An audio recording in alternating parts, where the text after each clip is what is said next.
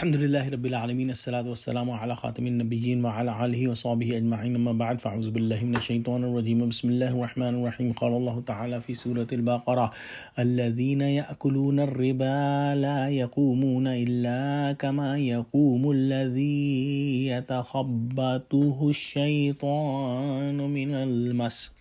ذلك بأنهم قالوا إنما البيع مثل الربا وأحل الله البيع وحرم الربا فمن جاءه موعظة من ربه فانتهى فله ما سلف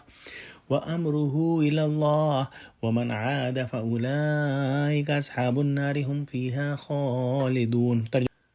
جو لوگ سود کھاتے ہیں وہ قبروں سے اس طرح حواس باختہ اٹھیں گے جیسے کسی کو جن نے لپٹ کر دیوانہ بنا دیا ہو، یہ اس لیے کہ وہ کہتے ہیں کہ سودا بیچنا بھی تو نفع کے لحاظ سے ویسا ہی ہے جیسا سود لینا، حالانکہ سودے کو خدا نے حلال کیا ہے اور سود کو حرام۔ تو جس شخص کے پاس خدا کی نصیحت پہنچی اور وہ سود لینے سے باز آ گیا تو جو پہلے ہو چکا اس کا اور قیامت میں اس کا معاملہ خدا کے سپرد، اور جو پھر لینے لگا تو ایسے لوگ دوزخی ہیں کہ ہمیشہ دوزخ میں جلتے رہیں گے۔ جس طرح سے شراب کی حرمت جو ہے وہ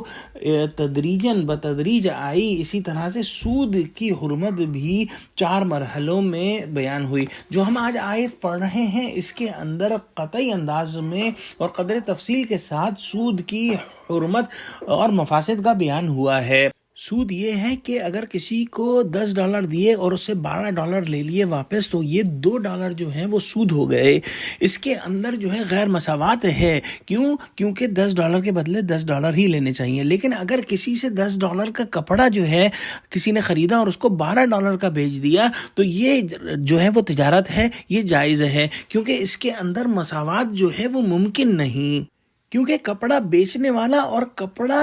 خریدنے والا دونوں اپنی اپنی رغبت اور ضرورت کے لحاظ سے یہ سودا طے کر رہے ہیں۔ ایک کو کپڑے کی زیادہ ضرورت ہے اور دوسرے کو ڈالر کی۔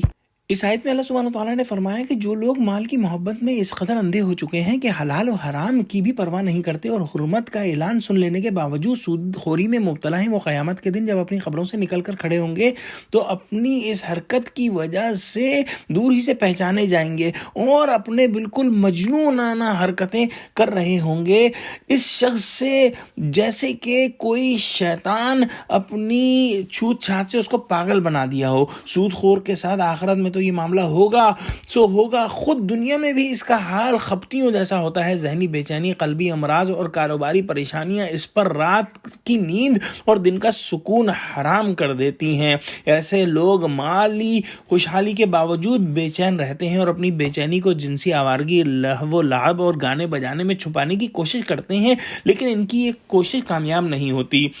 انہیں یہ سزا اس لیے دی جاتی ہے کیونکہ انہوں نے اپنی مادیت پرستی کی وجہ سے حرام کو حلال بنا دیا اور کہنے لگے کہ بے بھی تو ربا کی طرح ہے، جیسا کہ ربا کے ذریعے نفع حاصل کیا جاتا ہے یوں ہی بے کا مقصد بھی نفع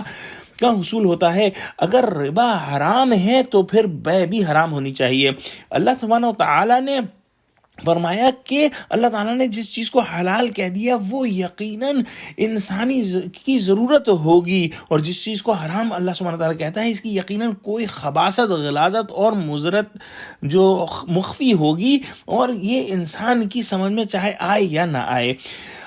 بے باہمی ضرورت کی تکمیل کے لیے ہوتی ہے، ایک نے کپڑا بیچا ایک نے خریدا، اور سود محض ایک مجبور انسان کی مجبوری سے فائدہ اٹھانے کے لیے جو ہے وہ دیا اور لیا جاتا ہے۔ تجارت میں جو نفع ہوتا ہے وہ کسی چیز کے بدلے میں ہوتی ہے، جبکہ سود میں جو نفع ہے وہ کسی عوض سے خالی ہوتا ہے۔ اس کے بعد فرمایا کہ جس شخص کو ربا کی حرمت معلوم ہو گئی اور وہ اس سے بعد آ گیا تو حرمت سے قبل زمانہ جاہلیت میں جو ربا لے چکا، جو سود لے چکا، وہ اس کا ہو گیا، باقی اس کا باطنی اور اخروی معاملہ اللہ سبحانہ تعالیٰ کے حوالے ہوگا۔ یہ اللہ سبحانہ تعالیٰ ہی جانتا ہے کہ اس نے واقعی اخلاص سے توبہ کی ہے یا محض دنیا کو دکھانے کے لیے ظاہری توبہ کی ہے۔ لیکن جو شخص